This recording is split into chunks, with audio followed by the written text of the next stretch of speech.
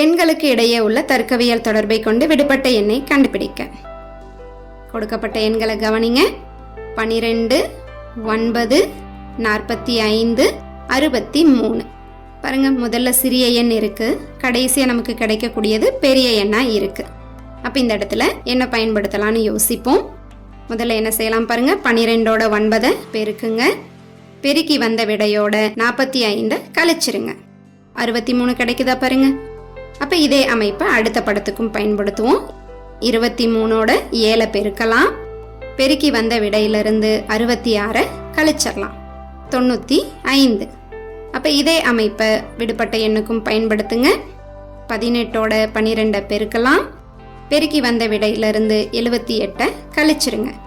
138. அப்ப சரியான பதில் ஆப்ஷன் ஏ, 138.